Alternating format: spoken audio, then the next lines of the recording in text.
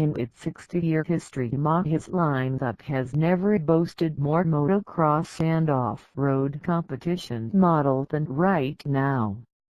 Already fortified with a broad range of two-stroke models, including the stalwart YZ85, YZ125 and YZ250s. Yamaha is the only Japanese manufacturer to maintain a full range of motocross ringings. The tuning fork brand just recently unleashed its tasty new YZ250X for two-stroke off-road customers. In the four-stroke segment, the YZ250F and YZ450F motocross machines already run at the head of their respective classes, and Yamaha upped its game last year by unleashing two new off-road thumpers, the WR250F and YZ250FX, to satisfy customer needs ranging from casual trail riding and enduros to full-blown cross-country competition.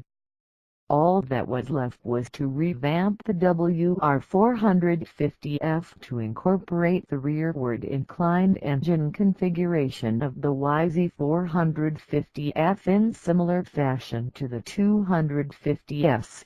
But Yamaha has once again gone a step further by also introducing the all-new YZ450 FX. That gives Yamaha fans their choice of no less than 7 off-road competition models from a single Japanese manufacturer. After the fun we had sampling the 2015 YZ250 FX, which went on to become the strongest seller in the 250cc off-road competition segment last year, you can bet we were thrilled to receive an invitation to ride the new YZ450 FX at Southern California's Squaw Creek Motocross Park near San Diego. The facility's sprawling layout offers not only a full motocross track, it also features plenty of single-track trails and boulder-infested terrain to allow proper vetting of the 450 FX's off-road capabilities.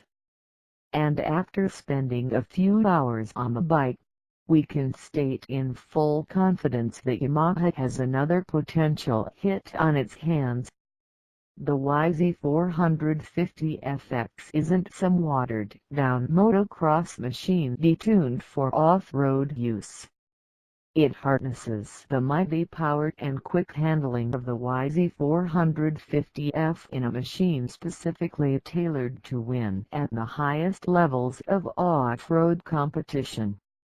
To prove its mettle, we enlisted Southern California off-road privateer Nick Garvin, who contests the pro class in the Candy SRD/AMA National Championship Hare and Hound Series aboard a KTM, to hammer the FX and give us his thoughts.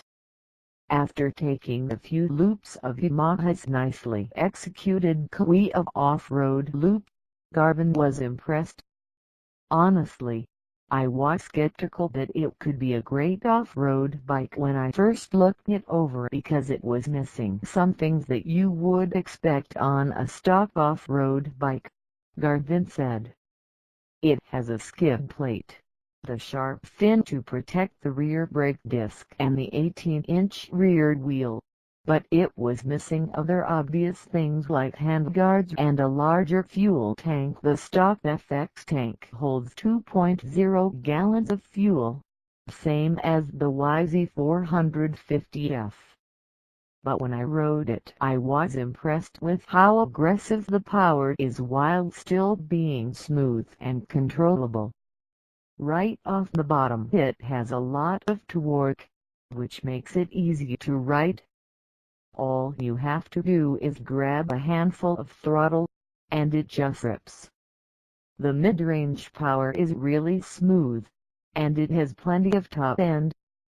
Before you know it, you're really moving. Of course, Yamaha started with its World Motocross Championship winning YZ450F, which incorporates the YZ's mass centralizing, rearward slanted, liquid-cooled, fuel-injected, DOHC, titanium valve, 449cc 4-stroke single. The FX is 97.0 mm x 60.8 mm bore and stroke are identical to the YZ450F, as are its 12.5:1 compression ratio and Yamaha fuel injection YFI system, which utilizes a Keihin 44 mm throttle body. The FX's double overhead cams even use the same lift and duration specs as the YZ's. The only difference is a slight relocation of the decompression mechanism. That said, there are significant differences that set the two models apart. First and foremost is the FX's convenient electric start system. The kickstarter is still employed as a backup. The two models still use the same engine cases. Look at the front of any 16 YZ450 engine, under the exhaust port, and you will see the mounting bosses for the FX's electric starter. The only real visible difference is that the FX's ignition cover is slightly wider to accommodate the heavy-duty 160-watt generator assembly that keeps the FX's battery charged and also allows for the addition of accessory lighting.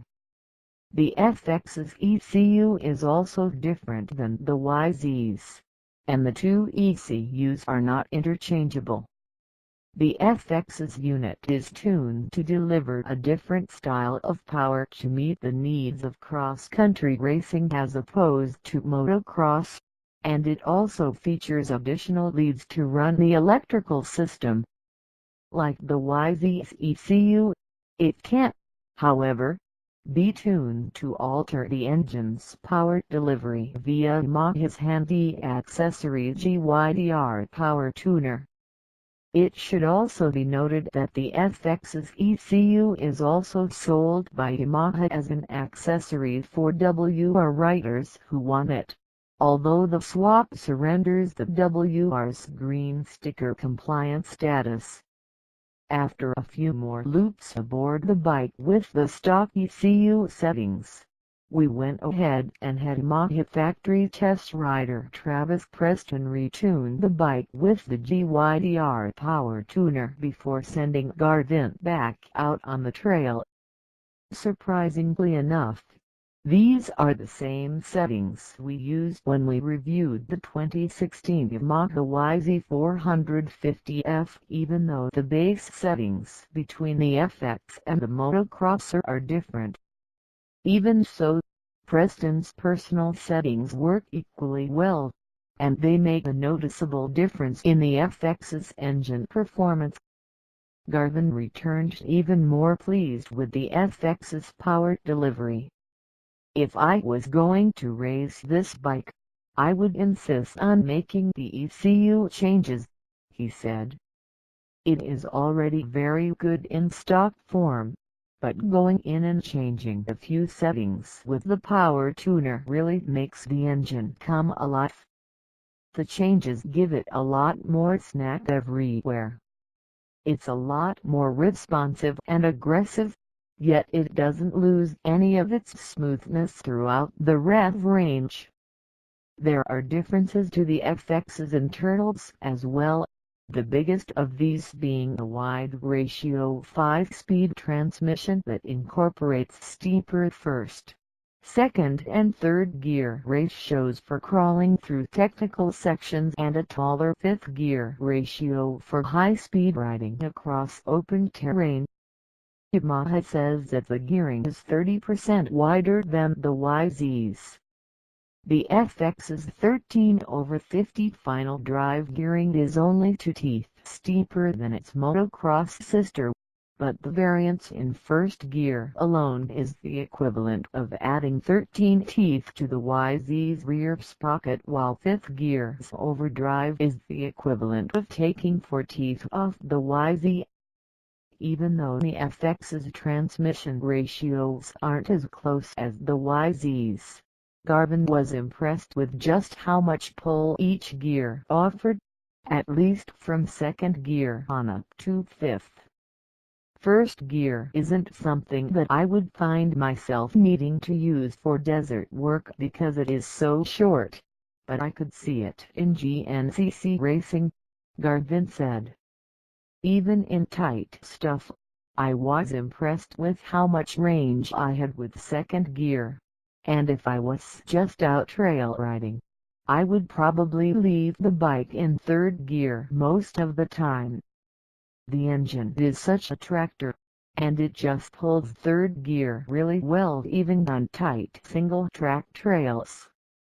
Fifth gear definitely makes this bike go fast. It would be great for the desert. Fourth is already fast, but this gear is just over the top. The funny thing is, I think that the FX can be really versatile.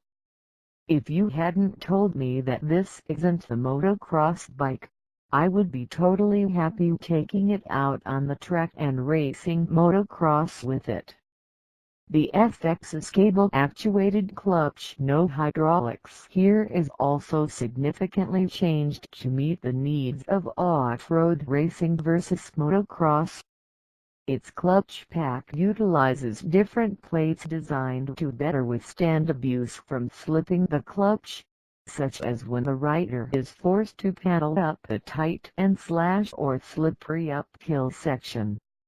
Lighter clutch springs, a 5 mm shorter actuator arm and an added bushing are also used to make the FX's clutch action lighter, smoother and give it a wider range of play in the friction zone. Yamaha also added a judder spring to the FX clutch hub for better shock resistance for instances when the rear wheel catches a big rock or root.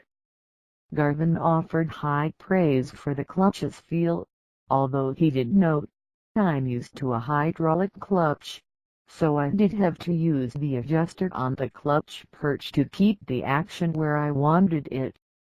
Other subtle but no less substantial differences include a lighter crankshaft to offset the additional reciprocating weight of the FX's larger ignition rotor. It's also balanced differently than the YZ's crank, delivering the 100% balance factor compared to the YZ's 88% balance factor. Balance factor refers to the percentage of crankshaft weight placed opposite of the crank pin to counteract the action.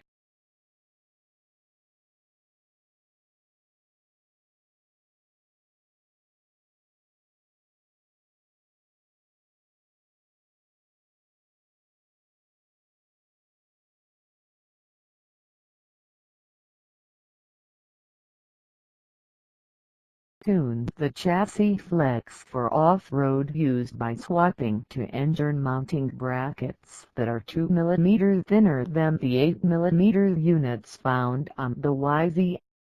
They're also shaped differently.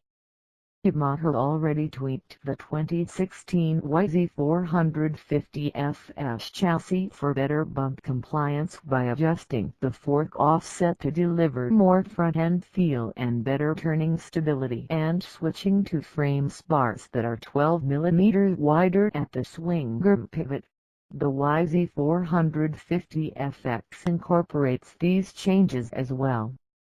For flat-out off-road use, the FX chassis generally delivers very good handling, although its moto roots are evident. Its steering is light, but Garvin noticed that he had to work at tight switchbacks, and through technical rocky sections at low speeds because of what he calls a top-heavy feel. At higher speeds, he also noticed the front end was a tad nervous. There are other stock off-road bikes that are more stable at high speeds, Garvin said. If this was my bike, I would spend a lot more time dialing in the suspension settings to see if I could eliminate the twitch completely, but if I couldn't, I would just put a steering damper on it, like the Sculpts or a GPX, and it would be fine. Overall, though, it handles well. It carves sand turns well, although sometimes the front end will knife in flat turns. It also tracks well through rutted corners. It doesn't want to dart right or left. The YZ450 FX carries the latest generation 48mm KYB speed-sensitive system air assist fork, which uses coil springs and dampers in both legs, instead of air, and is fully adjustable for compression and rebound damping. Out back is a KYB piggyback shock that offers preload, high, and low speed compression damping, and rebound damping adjustability.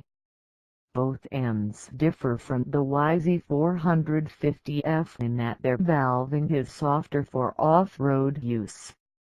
The fork spring rate is reduced from the motocross bike's 5.0 N/mm to 4.5 N/mm, while the shock spring rate is the same 56 N/mm as the YZ450F, which saw its shock spring rate reduced from 58 N/mm for the 2016 model year.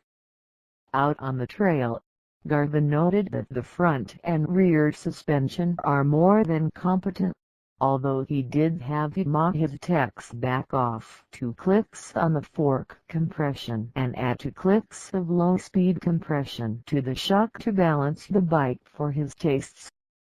Both ends deliver smooth and controllable travel for off-road use, although Garvin hinted that most pro riders might like the valving to be just a bit more aggressive than the stock suspension delivers. He had no complaints with the spring rates. The stock suspension on this bike is really plush, and the forks are really nice, but if you bottom the rear end over the drop pause for in deep braking bumps, it really clanks. The FX's brakes are identical to the YZ's. The 270mm front disc piston caliper delivers strong and linear stopping power, and the same goes for the 245mm rear disc and single piston caliper out back. Garvin said he is a fan of Yamaha's brakes. They stay strong and smooth without fading or getting grabby. I wasn't able to get them to overheat, he said. That's exactly what you want on an off-road bike. The front brake is really good. Ergonomically speaking, the Yamaha is as narrow as a rail, offering a slim, flat seat and narrow radiator shrouds that allow the rider to easily shift his or her seating position as needed. Despite its profile, the seat doesn't punish the posterior on long rides. It's really comfortable, Garvin said. Its seating is such that you feel like you are really on top of the bike and can control it. I like the bar bend, which is a little lower than I am used to but fit this bike's ergonomics perfectly. I'd have no trouble racing it in stock form. An 18-inch rear wheel is a virtual necessity for off-road racing, as the greater tire sidewall distance between the rim and the ground gives the tire more flex for better traction and better flat resistance. The FX features an 18-inch rear wheel, and both the front and rear wheels are shocked with Dunlop's Excellent at 81 off-road tires, which delivers superb traction and feedback in a wide variety of off-road conditions. Yamaha sweated many of the details on the 2016 YZ450 FX.